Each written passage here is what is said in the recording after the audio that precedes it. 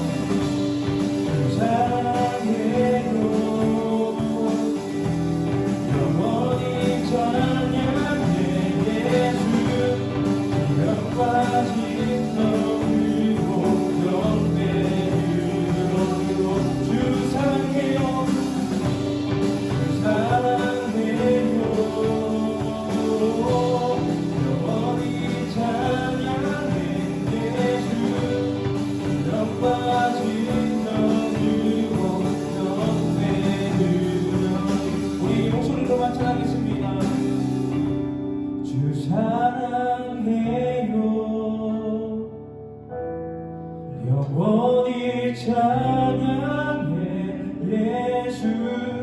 진령과 진정으로 경배드려요.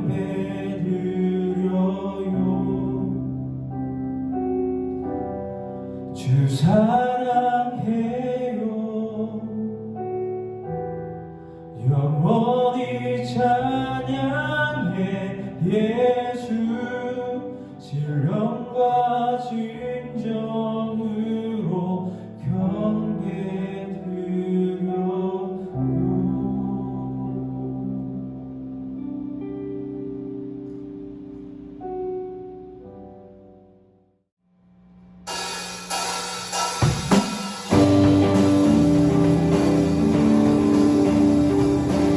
우리 박수 치면서 찬양하기 소망합니다.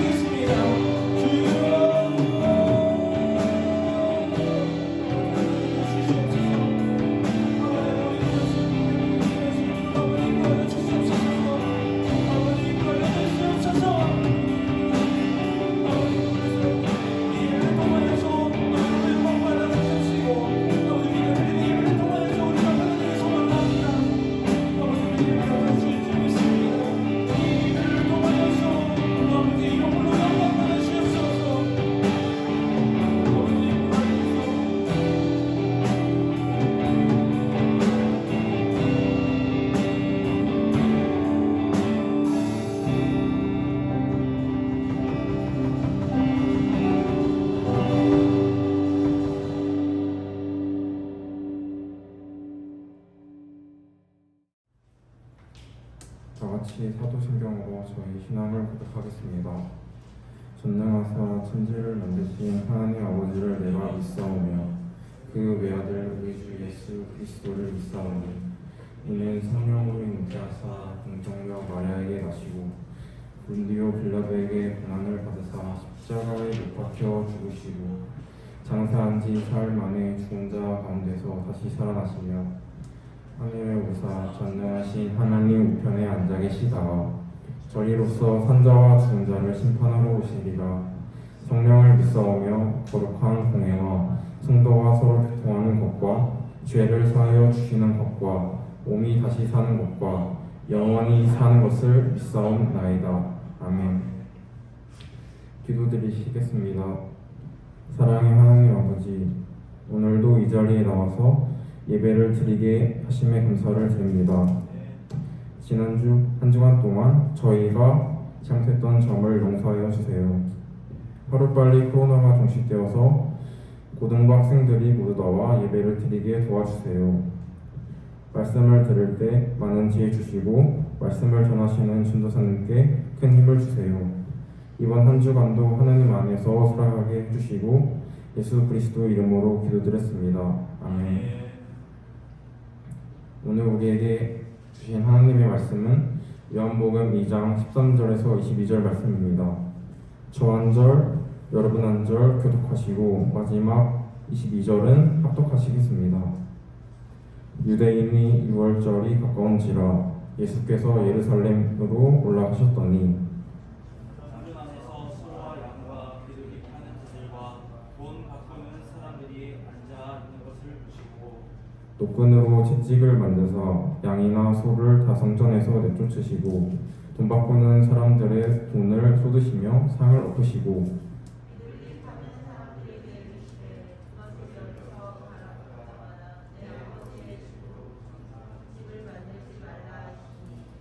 제자들이 성경 말씀에 주의 전을 사모하는 열심히 나를 섬기리라 한 것을 기억하더라.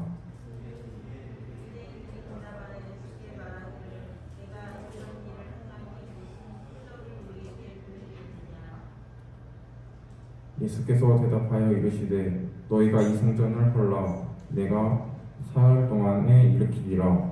유대인들이 이르되 이 성전은 46년 동안에 지었거늘 내가 3일 동안에 일으키겠느냐 하더라. 그러자 예수는 성전된 자기 육체를 가리켜 말씀하신 것이라. 살아나시며 제자들이 이 말씀하신 것을 기억하고 성경과 예수께서 하신 말씀을 믿었더라. 아멘.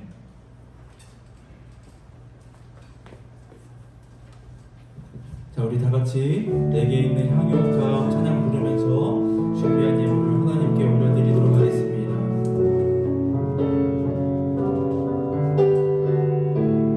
자, 우리 다 같이 큰 목소리로 찬양하겠습니다. 내게 있는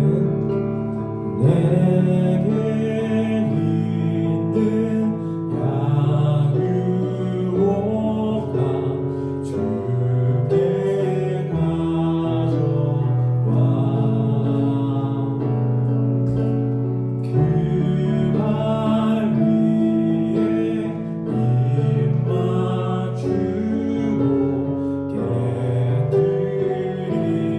깨뜨리리라. 내게 있는 향유가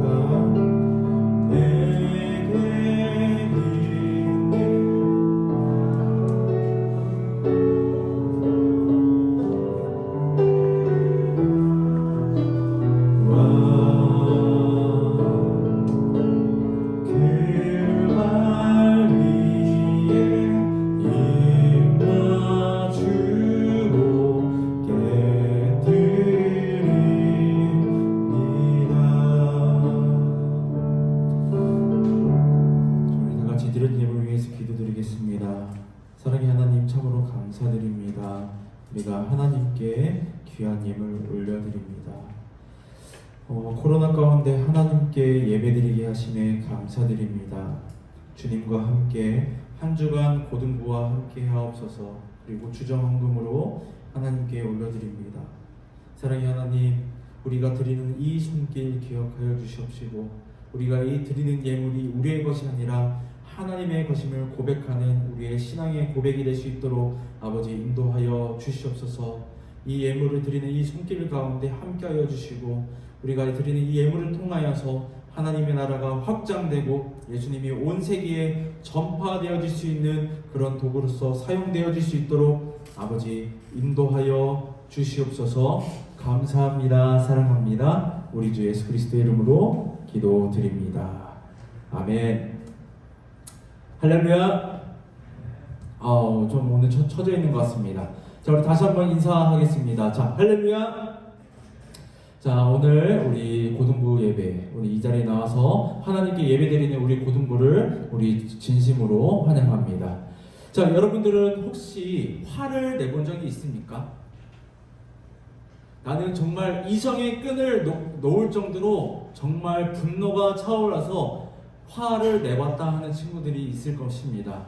정말로 어떻게 생각하면 이 분노라는 것은 우리를 조절하는 데 있어서 실패를 맛보게 할지도 모르겠습니다. 여러분들은 한번 정말로 엄청나게 화가 나서 내가 무슨 짓을 했는지도 모를 정도로 그런 심각한 일이라든지 아니면 육두문자 아니면 우리가 된소리를 쓴다고 하죠. 쌍기역, 쌍시옷 이런 비속어를 쓰는 경우도 있을지도 모르겠습니다. 아마 여기서 화를 한 번도 안 내본 사람은 없을 거라고 생각을 해요. 물론은 겉으로 표현하는 그런 화를 표현하지 않고 속으로만 부글부글 끓으면서 속으로만 참고 있는 그런 화도 있을지도 모르겠습니다. 여러분, 전도사님은 화를 내본 적이 있을까요? 없을까요? 있습니다. 그러면 이 화가 평상시에 나는 그런 화처럼 그냥 나 화났어 이렇게 하고 끝나는 것일까요? 아니면 진짜 막 사람을 어떻게 막 매가 꽂고 막 그런 화를 내본 적이 있었을까요? 맞습니다. 여러분이 말을 하지 않고 있지만 전도사님은 엄청난 분노 가운데 쌓여서 진짜 아무것도 아닌 것 때문에 전도사님이 화를 낸 적이 있었습니다. 많은 우리 고등부 친구들이 전도사님과 교제를 많이 한 친구들은 알고 있을 것입니다. 여러분 학교 가면 친구들하고 뭐하고 노나요? 요즘은 잘 모르겠습니다. 요즘은 친구들끼리 휴대폰 게임도 할 수도 있고요. 여러 가지 수업 시간에 빙고라든지 야구 게임이라고 지금도 있는지 모르겠어요. 야구 게임도 있을 수도 있고요. 자, 쉬는 시간에 뭐 하죠? 그 교과서 위에다가 이렇게 살짝 꼬부려 놓고 동전을 올려놓고 뭐라고 하죠? 지금도 판치기, 뻑치기라고 하는데 저는 판치기라고 했어요. 그런 걸로 해가지고 사행성 도박도 하기도 했었습니다. 자, 그리고 심지어 어떤 간 큰 친구는 고스톱을 가져와가지고요, 화투로 가져와가지고 섰다를 하는 친구도 있었습니다. 여러분, 근데 전도사님은 고등학교 때까지만 해도 참 순수했었던 것 같아요. 물론 지금도 아마 순수할 거예요. 좀 착한 쪽에 속하지 않을까 그렇게 좀 착각을 하고 있긴 합니다. 자, 전도사님이 고등학교 시절이었습니다. 바야흐로 지금부터 약 12년 전이네요. 지금 한 고등학교 2학년, 아마 한 고3 정도 됐을지도 모르겠습니다. 친구들과 쉬는 시간에 놀고 있었습니다. 친구들과 이렇게 놀고 있었는데 전도사님이 친구를 팍 치고 도망갑니다. 여러분 지금도 그렇게 하나요? 친구를 그냥 자고 있는 친구를 갑자기 목덜미를 세게 팍 때리거나 등짝을 세게 딱 하고 때리고 도망가고 서로 잡고 이렇게 이런 놀이를 혹시 하나요? 이걸 놀이라고 표현할 수 없겠지만 정말로 할 게 없으니까 그렇게라도 하면서 땀을 빼기도 하고 운동도 하는 그런 경우를 많이 볼 수도 있습니다. 아마 지금도 그런 친구들이 많을 거예요. 때리고 도망가고 다시 또 때리고 도망가고 아마 그런 경우가 많이 있을 것입니다. 전도사님도 그런 놀이를 했어요. 이렇게 친구들이 이렇게 있었는데 전도사님이 등짝을 세게 때리고 도망갑니다. 근데 전도사님 그날따라 컨디션이 안 좋았나 봐요. 전도사님 생각보다 몸에 비해서는 운동신경이 조금 있는 편인데 그날따라 그 친구한테 잡혀서 등짝 스매싱을 맞게 됩니다. 근데 그 친구는 어떤 친구였냐면요, 전도사님보다 덩치도 훨씬 크고 키도 훨씬 큰 친구였어요. 큰 친구였는데 그 친구가 손바닥이 전도사님은 뭐라고 해야 될까요? 좀 두꺼운 편에 속하지만 그 친구는 마치 굳은 쌀이 막 박혀있는 그 정도여가지고 그 손도 컸습니다. 커가지고 힘도 강했어. 해가지고 전도사님을 등짝을 팍 때리는 거예요. 전도사님이 아팠을까요? 안 아팠을까요? 너무나 눈물이 핑 돌 정도로 막 갑자기 혈압이 확 오를 정도로 전도사님이 너무나도 아팠습니다. 근데 전도사님이 그 감정이 어땠을까요? 눈물 찔끔 나면서 아 슬프다 이런 감정을 느꼈을까요? 아니요. 솔직히 전도사님이 잘못했잖아요. 자고 있는 친구 등짝을 때리고 도망가는 전도사님이 잘못을 했잖아요. 하지만 전도사님이 그때 어떤 감정을 느꼈냐면요, 분노의 감정을 느꼈습니다. 그 친구가 전도사님보다 키도 크고 몸무게도 더 많이 나가고 뭔가 덩치도 더 큰 친구였습니다. 전도사님이 그 친구를 어떻게 했을까요? 여러분 옛날 지금 고등학교 2학년들이 전도사님 왼손은 수면제, 오른손은 황천길이라는 그런 이야기를 들은 것을 기억하는 친구들도 있을 거예요. 물론 솔직히 왼손 때렸는데 어떻게 갑자기 잠들고 오른손 때렸는데 어떻게 갑자기 황천길 가고 그러겠어요. 그냥 말이 그렇다는 거죠. 근데 전도사님이 그때 분노의 감정을 느껴가지고 온 몸에 엔돌핀이 솟아나면서 그 친구를 전도사님보다 크고 몸무게도 더 많이 나가는 친구도 매다 꽂았습니다. 업어치기를 해가지고 전도사님 멱살을 잡았어요.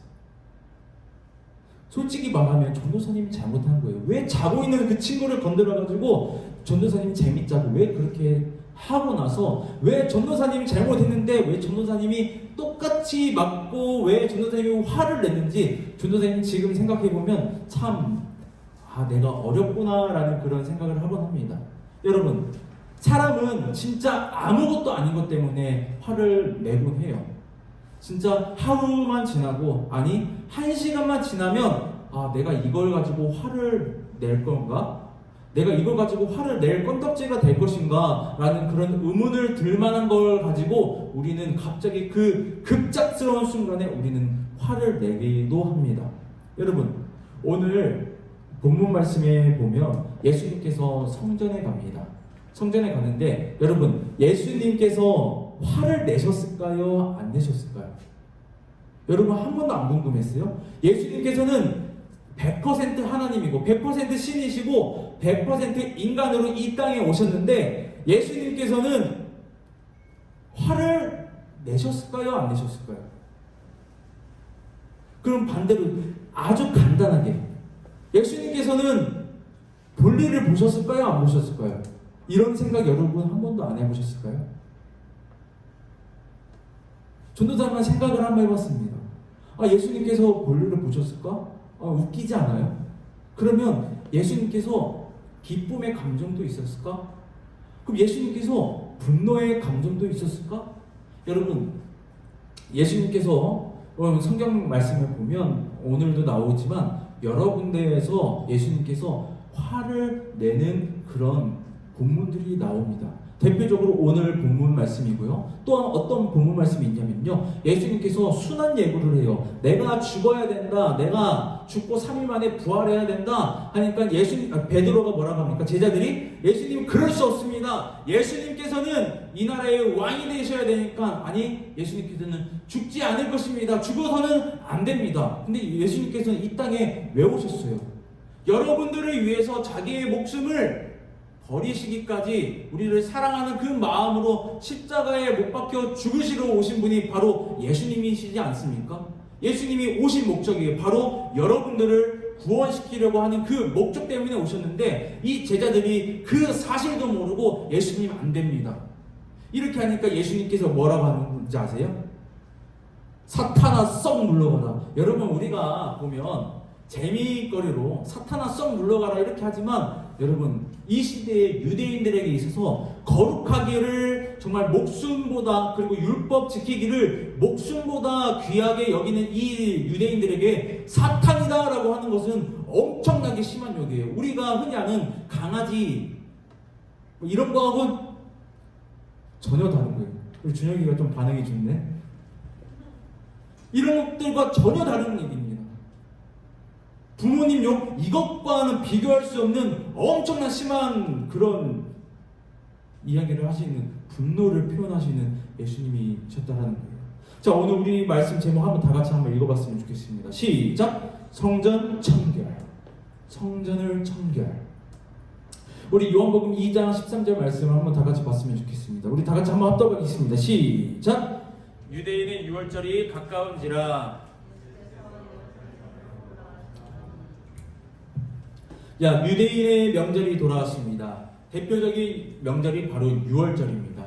자, 이 유월절에는 자, 여러분들이 잘 알지 모르겠지만 전 선생님이 좀 유식한 척을 해볼게요. 좀 배운 티, 신학을 배운 티를 해볼게요. 자, 이스라엘 같은 경우는 물론 이스라엘 땅에 살고 있는 유대인도 있었지만, 자, 로마에서 살고 있는 유대인도 있을 수도 있고요. 자, 이집트에 살고 있는 유대인도 있을 수도 있어요. 자, 그리고 막 중동 쪽으로 더 멀리, 더 먼 곳에 살고 있는 유대인들이 있습니다. 있는데 그 사람들을 뭐라고 하냐면 디아스포라. 자, 그냥 디아스포라라고 그냥 알고 있어요. 그러니까 어떻게 보면 외국에서 살고 있는 유대인들이라고 생각하면 됩니다. 이 유대인들이 이 6월절만 되면 예루살렘에 모여들기 시작합니다. 여러분, 우리들이 생각하는 명절은 어떤 명절을 생각하고 있나요? 친척들끼리 모여가지고 같이 밥 먹고, 뭐 설날에는 세배하고, 추석에는 송편 먹고, 막 이런 거 막 제기차기도 하고, 막 이런 것들을 생각하고 있죠. 하지만 이 유대인들의 명절은, 이 6월절은 특히 여러 명절들이 있는데, 유대인들은 명절 때마다 하나님께 제사를 드립니다. 하나님 만나러 오는 거예요. 즉, 우리가 한 주 동안 살아가다가 오늘 주일, 오늘 우리가 예배드리는 이 가운데 모인 것처럼 외국에 있을지라도 이날만큼은 예루살렘 성에 모여서 하나님께 예배드리는 그런 가운데 있는 거예요. 그러면 이 예루살렘이 엄청 북적북적했을까요? 아니면 한산했을까요? 엄청나게 북적북적하겠죠. 마치 중국이 6.25 전쟁 때 인해 전술을 쓴 것처럼 어마어마하게 많은 유대인들이 이 예루살렘 성에 모였을 것입니다. 제일 교통체증이 있고 사람들이 가장 많은 곳은 어디였을까요? 이 유대인들이 무엇을 하러 예루살렘 성에 왔다고 했죠? 하나님께 제사 드리러 온다고 했죠. 그럼 이 유대인들이 가장 많은 곳이 어디일까요? 이 예루살렘 성의 맛집이었을까요? 아니면 하나님께 제사 드리는 성소였을까요? 바로 성전이었다는 것입니다. 우리 요한복음 2장 14절에서 16절 말씀 우리 다 같이 한번 합독하겠습니다. 시작! 성전 안에서 소와 양과 비둘기 파는 사람들과 돈 바꾸는 사람들이 앉아있는 것을 보시고 노끈으로 채찍을 만드사 양이나 소를 다 성전에서 내쫓으시고 돈 바꾸는 사람들의 돈을 쏟으시며 상을 엎으시고 비둘기 파는 사람들에게 이르시되 이것을 여기서 가져가라. 내 아버지의 집으로 장사하는 집을 만들지 말라 하시니. 아멘. 여러분, 예수님께서도 성전에 도착했습니다. 성전에 도착했는데 이 사람이 북적북적하니 그 많은 사람들 가운데 장사꾼들이 판을 치고 있는 것입니다. 오늘 말씀에 보니까 14절에 보니까 성전 안에서 소와 양과 그리고 비둘기 파는 사람들 이렇게 있다고 적혀 있습니다. 또 심지어 뭐 어떤 사람까지 있냐면요, 돈을 바꿔주는 사람. 우리가 보면 외국 나가기 전에 뭘 하죠? 우리나라 뭐 세종대왕 신사임당 들고 갑니까? 10,000원, 50,000원 들고 가요? 아니죠. 그 나라의 돈을 들고 가죠. 돈을 바꿔주는 사람, 즉 환전해주는 사람이 이렇게 모여 있다라고 되어 있습니다. 근데 왜 이 성전 안에 소, 양, 비둘기 그리고 돈을 바꿔주는 사람, 이런 장사꾼들이 왜 이곳에 있었을까요?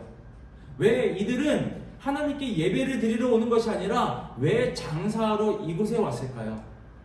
여러분, 우리가 하나님께 드리기 위해서는, 하나님께 예배 드리고 제사를 드리기 위해서는 흠 없는 것을 드려야 합니다. 우리 신명기 15장 21절 그리고 출애굽기 30장 13절 말씀을 우리 다 같이 한번 합독하겠습니다. 시작! 그러나 그 짐승이 흠이 있어서 절거나 눈이 멀었거나 무슨 흠이 있으면 내 하나님 여호와께 잡아드리지 못할지니. 아멘. 출애굽기 30장 13절입니다. 시작! 무릇 계수 중에 드는 자마다 성소의 세길로 반세겔을 낼지니 한 세겔은 20게라라. 그 반세겔을 여호와께 드릴지며. 아멘. 여러분, 전도사님이 아까 말했죠. 예루살렘 성에서 살고 있고 성전 옆에서 살고 있는 사람은 자기가 아주 애지중지 키운 소나 양이나 비둘기를 하나님께 드리기 위해서 그냥 성전으로 가져가기만 하면 됩니다. 하지만 뭐 이집트에도 살고도 있고요, 뭐 로마에도 살고도 있고요, 막 저기 멀리 있는 중동에서 살고 있는 그 사람이 집에서 애지중지 키우는 그런 소, 양, 비둘기가 있다라고 생각해 보세요. 여러분, 그냥 삼천동에서 평화동 걸어가는 그 거리가 아니잖아요. 그쵸? 삼천동에서 효자동까지 걸어가는 그 거리가 아니라 어마어마하게 많이 걸리는, 그리고 너무나도 먼 그 거리를 이 소와 양과 그리고 비둘기와 와야 되기 때문에 이 소, 양 그리고 비둘기가 오면서 상처를 입거나 병에 걸린다라는 거예요. 이 소가 진짜 막 400km 막 1000km 걷는다고 생각해 보세요. 이 도가니가 남아돌지 않을 거예요. 양이 계속 걷는다고 생각해 보세요. 아마 탈수 증상이 오거나 건강에 이상이 있을 것입니다. 비둘기가 비둘기장에 이렇게 새장에 이렇게 갇혀서 온다고 생각해 보세요. 아마 멀미에 걸려가지고 정말 막 토하고 그럴지도 모르겠어요. 그러니까 이 사람들이 생각하는 겁니다. 아, 그냥 성전에서 그냥 사가지고 바치면 되겠구나. 내가 애지중지 나에게 있어서 가장 좋은 것을 하나님께 드리는 것이 아니라 내가 그냥 돈 주고 그냥 성전에서 흠없고 아주 깔끔하고 이쁜 거 목욕제기까지 한 아주 깔끔한 내가 소나 양이나 이 비둘기를 드리면 되겠구나 라고 이렇게 쉽게 생각을 해버리는 것입니다. 그래서 이 성전 안에 소도 팔고요, 양도 팔고요, 비둘기도 파는 거예요. 이 장사가 잘 됐을까요? 잘 안 됐을까요? 정말 잘 됐습니다. 여러분, 이 유대인들이 2000년 전이에요. 2000년 전에 이집트에 살면 얼마나 살았겠어. 한두 명이나 살았겠지. 로마에서 이민 간 사람이 얼마나 됐겠어. 한 10명이나 될까? 이렇게 생각했을 수도 몰라요, 여러분들이. 하지만 이스라엘도 넓은 땅을 가질 뿐더러 여러분, 전 세계에 유대인들이 퍼져 있다는 걸 알고 있나요? 독일에서 유대인 학살들이 있었죠. 네덜란드에도 유대인 정말 많이 있습니다. 자, 여러분 보세요. 미국 빌 게이츠만 봐도 무슨 인이에요? 유대인이에요. 이 세계, 온 세계 막 쭉쭉 뻗어나가는 그런 성향을 가지고 있는 사람들이 유대인들이었습니다. 먹고 살기 위해서, 이것저것 하기 위해서 떠나던 사람들이 유대인들이었어요. 수많은 사람들이 이 유대인들, 이 디아스포라가 이 성전에 오는 것입니다. 그리고 이 디아스포라만 이 성전에서 흠없는 소, 양, 비둘기를 사는 것이 아니라 예루살렘 성에서 살고 있는 사람조차도 자기 편하자고 돈만 주면 소 사고, 돈만 주면 양을 사고, 돈만 주면 비둘기 살 수 있는 그 성전으로 가기 시작하는 것입니다. 여러분, 돈 바꿔주는 사람은 무엇입니까? 이 나라에도 2000년 전이지만 돈이 있었을 거 아니에요. 우리 조선시대에 역전이 있었던 것처럼 돈이 있었을 것이지 않았습니까? 근데 보면 출애굽기 30장을 보면 개수 중에, 그러니까 인구 조사에 들어간 사람 중에서 성소의 세겔이라고 되어 있어요. 성소의 세겔, 성소에서 취급하는 그런 돈이 있었다라는 거예요. 이것을 환전을 해주면서 돈을 벌었던 사람들이 있었다라는 거예요. 여러분 이것을 보면서 예수님께서 어땠을까요? 예수님께서 가룟 유다가 회계를 맡고 있었어요. 돈을 관리하는, 여러분 몰랐나요? 가룟 유다가 돈을 담당하고 있었습니다. 돈을 해가지고 가룟 유다야, 넌 우리한테 돈이 지금 얼마나 했냐? 자, 소 한 마리 사와라. 아주 깨끗하고 좋은 소로 한 마리 골라와라. 예수님께서 이러셨습니까? 아니요. 이 성전 안에 있는 이 장사꾼들의 소와 양과 염소를 다 뒤엎었어요. 그리고 성전의 세계, 그것을 돈도 다 쓸어 엎으셨습니다. 여러분, 우리가 기억할 게 있습니다. 이 예루살렘 성전이 사람이 가장 북적북적했다라는 것을 여러분이 기억했으면 좋겠어요. 사람이 아무도 없고 1대1 있는 그 상황 속에서 너 이거 하면 안 돼! 이게 아니라 수많은 유대인이 하나님께 예배드리러 온 제사 드리러 그 유대인 그 사람들이 보는 그 가운데 하나님의 아들이라고 하는 사람들이 그걸 다 뒤엎고 있는 거예요. 너네 이럴 거면 하나님께 제사 드리지 마. 하나님의 성전에서 어떻게 이렇게 장사를 할 수 있어? 이렇게 생각하는 것입니다. 이 유대인들이 이 예수님의 행동을 보고 어떻게 생각을 했을까요? 여러분이 만약에 전도사님이 이렇게 있는데 여러분들이 앞에서 우리 김성훈 권사님께서 막 야 헌금은 새 돈으로 빳빳한 돈으로 해줘야 돼 하면서 1,000원짜리를 1,200원에 팔고 있다고 생각했어요. 이거 뭐 사기죠, 솔직히 말하면. 그 사기인데 전도사님 그거 보고 막 전도사님 막 엎어버려. 그럼 막 화내고 불같이 화낸다고 생각을 해보세요. 하나님의 성전에서 막 이렇게, 어떻게 이렇게 한다 하면서 이렇게 생각해보세요. 그 여러분이 그 모습을 봤을 때 어떻게 생각하시겠습니까? 화라는 것을 낼 것 같지도 않은 그 전도사님이 아닌가요? 아니야? 착한 전도사님이 어떻게 저렇게 화를 낼 수가 있어? 내가 저 전도사님 앞에 설교를 어떻게 내가 들을 수가 있어? 저게 어떻게 사역자 이렇게 생각할 수도 있어요. 어떻게 저렇게 하나님 믿으려고 노력하는, 어떻게 하나님 예수님을 닮아가기 위해서 노력하는 사람이 어떻게 저렇게 화를 낼 수가 있어? 이렇게 생각할 수도 있을 것입니다. 근데 예수님께서는 많은 사람들 앞에서 이걸 다 뒤엎어 버렸다는 거예요. 여러분, 이 유대인들 중에서 한 사람이 이렇게 대답을 합니다. 우리 요한복음 2장 18절에서 20절 말씀 우리 다 같이 한번 합독하겠습니다. 시작!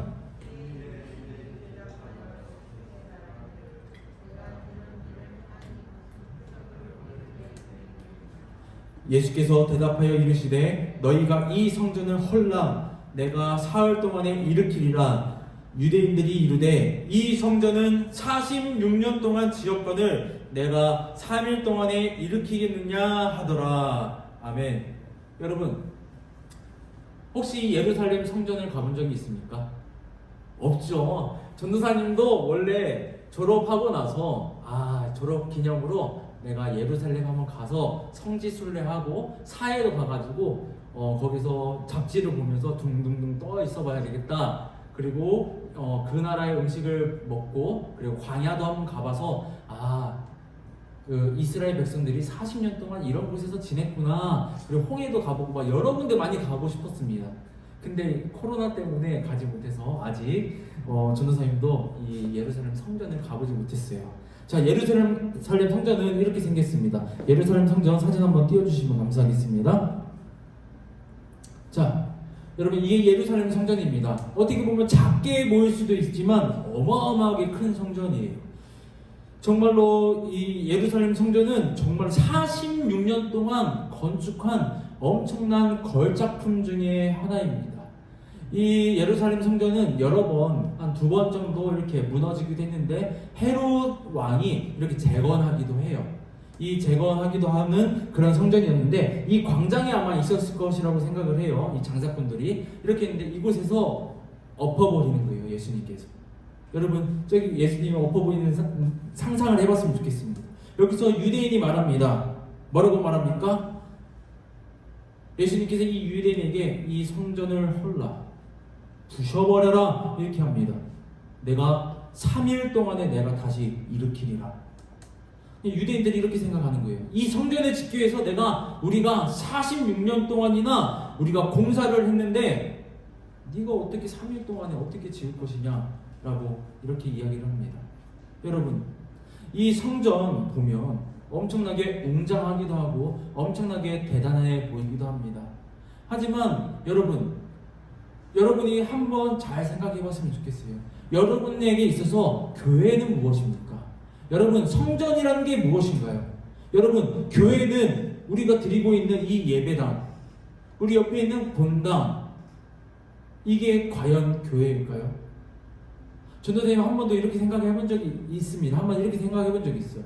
교회란 무엇일까? 우리가 한번 생각을 해봤으면 좋겠어요. 여러분, 우리가 보면 전주 영생교회 본당 하면서 이렇게 옆에 있죠. 여러분, 맞아요. 우리 교육관도 전주 영생교회고요. 옆에 있는 그 건물 본당도 전주 영생교회입니다. 하지만 그것을 더 쪼개고 세밀하게 분석해 보면 여러분, 즉 예수님을 믿고 내 안에 예수님을 모신 사람 그 자체가 바로 성전이라는 거예요. 그리고 교회라는 것입니다. 여러분, 우리가 보면 이런 찬양이 있을 거예요. 전도사님 예전에 또 우리가 저기 식당에서 예배 드릴 때 이런 찬양을 한 적도 있습니다. 우리 아마 찬양팀도 기억할지도 모르겠습니다. 우리는 주의 움직이는 미안해요. 노래를 못해 찬양을 못해서. 우리는 주의 움직이는 교회라는 거예요. 예수님께서 이 성전, 이 교회를 무너뜨리라 했을 때는 우리 눈에 보이는 건물적인 교회를 무너뜨리라라고 한 게 아니에요. 자, 우리 요한복음 2장 21절에서 22절 말씀 우리 다 같이 한번 합독하겠습니다. 시작. 그러나 예수는 성전된 자기 육체를 가리켜 말씀하신 것이라. 죽은 자 가운데서 살아나신 후에야 제자들이 이 말씀하신 것을 기억하고 성경과 예수께서 하신 말씀을 믿었더라. 아멘. 여러분, 무너뜨리다. 예수님께서 죽는다는 거예요. 그리고 3일 만에 다시 부활하신 것. 다시 일으키리라. 사랑하는 우리 전주영생교회 우리 고등부 여러분, 전도사님 아직도 잘 모르겠습니다. 전도사님이 예배 드리는 그 가운데 있어서 과연 전도사님이 흠없는 소를 데리고 오는 것인가? 전도사님이 흠없는 양을 데리고 오는 것인가? 전도사님이 흠없는 이 비둘기를 하나님께 드리기 위해서 데리고 오는 것인가? 한 번씩 의문을 갖기도 합니다. 전도사님이 어렸을 때부터 어떻게 신앙생활을 해왔냐면요, 물론 전도사님이 원해서 한 건 아니지만 우리 선생님들은 아마 기억하실지도 모르겠습니다. 여러분, 쇼핑을 하면 대부분 토요일날 했습니다. 맞죠? 대부분 학교 일찍 끝나는 날이었어요. 전도사님 어렸을 때만 해도 학교 가는 날이었습니다. 쇼핑을 하고 토요일날 그날 입지 않았습니다. 언제 입었을까요? 예배 드리러 올 때. 그래서 전도사님은 교회 올 때 샌들, 슬리퍼, 쪼리, 운동화 이런 걸 신지 않았습니다. 그때 유행하던, 그리고 고급진 랜드로버라고 하죠. 어른들은 다 랜드로버라고 하더라고요. 구두 같은 걸 신고 아주 이쁜 바지를 입고 새로 산 옷을 입고 어렸을 때 막 젤까지 바르면서 이렇게 교회 갔던 것이 기억이 납니다. 그리고 토요일마다 전도사님 어머니께서는 은행에서 바꿔오신 새 돈을 주면서 하나님께 드려라 라고 이렇게 했던 것이 아직도 생생합니다. 전도사님이 오늘 예물 드릴 때 새 돈을 드렸을까요?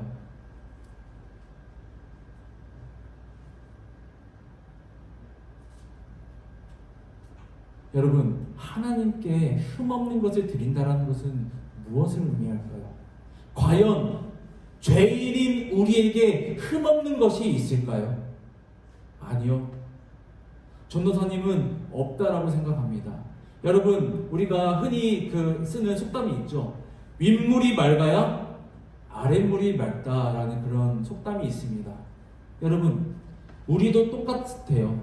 우리가 죄인인데 우리 안에서 거룩한 것이 나올 수 없다는 것이 바로 인지상정이고 우리가 흔히 알고 있는 상식입니다. 하지만 우리가 하나님께 흠없고 아주 거룩한 것을 드리기 위해서 우리는 어떠한 노력을 해야 될까요? 어떠한 노력을 해야 예수님께서 이 성전에서 다 엎어버리시지 않고 우리의 예배를 기뻐 받으실까요? 여러분, 한번 고민해 봤으면 좋겠습니다. 전도사님은 어렸을 때 행동적인 걸로 보여줬어요. 아주 좋은 구두를 신고요, 아주 깔끔한 옷도 입고요, 난방에 조끼까지 입고 머리에 젤까지 바르면서 그렇게 예배를 드렸습니다. 그리고 예물은 새 돈으로, 빳빳한 돈으로 하나님께 올려드렸어요. 하지만 이게 전부가 아니라는 것을 여러분이 기억했으면 좋겠어요. 하나님께 드리는 데 있어서 나한테 있어서 가장 흠없는 것이 무엇인가? 아니, 우리에게 있어서 흠없는 건 없습니다. 하지만 우리가 여러분 이렇게 한번 생각했으면 좋겠습니다. 하나님께 예배 드리러 올 때 나에게 있어서 가장 소중한 것을 드리는 그런 예배를 한번 드려봐야 되겠다. 이렇게 한번 고민해보고 이렇게 한번 실천해봤으면 좋겠습니다. 여러분에게 있어서 가장 소중한 것이 무엇입니까? 새로 산 아이패드요? 그걸 하나님께 드리라는 그런 의미가 아니에요. 새로 산 나이키 후드티요? 하나님께 이런 거 드리라는 게 아니에요. 여러분에게 있어서 가장 소중한 것은 바로 여러분 자신이에요. 하나님께서 가장 받고 싶어하는 그런 예배는 바로 여러분이라는 것입니다. 여러분이 아무리 예배를 하루에 한 번씩, 하루에 10번씩 드린다고 해서 하나님께서 영광이 더욱더 커지고 그런 게 절대 아니에요. 하나님이 더욱더 거룩해지고 우리가 막 기도하고 그런다고 해서 하나님께서 더욱더 막 위대해지고 더욱더 커지는 그런 하나님이 아니라는 거예요. 하나님은 그 자체가 거룩하시고 그 자체가 영광스러운 그런 존재가 바로 하나님이라는 거예요. 여러분이 예물을 더 드린다고 해서 하나님이 부자 되나요? 아니죠. 우리가 예배를 드리러 오는 그 가운데 있어서 여러분 한번 생각해 봤으면 좋겠습니다. 하나님께서 나에게 가장 받고 싶어하는 것이 무엇인지 한번 생각해 봤으면 좋겠습니다.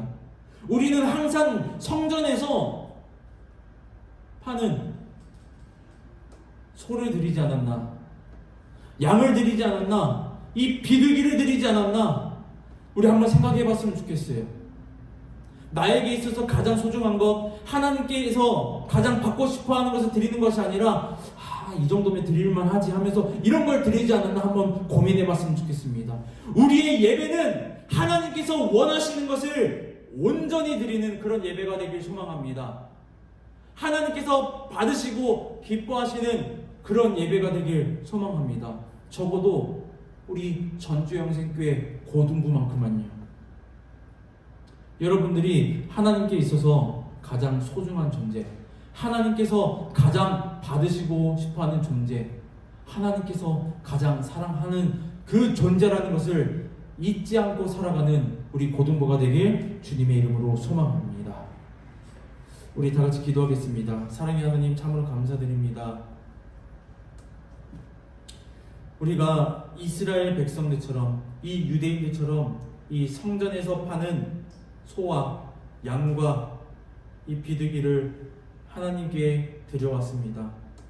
하지만 오늘 이 시간부터는 우리의 모든 것을 드리며 나 자신을 드리는 그런 예배자가 될 수 있도록 아버지 인도하여 주시옵소서. 우리가 드리는 이 모든 것이 하나님께 영광이고 우리가 감사함으로 드리는 그런 은혜의 시간이 될 수 있도록 아버지 인도하여 주시옵소서. 감사합니다. 사랑합니다. 우리 주 예수 그리스도의 이름으로 기도드립니다.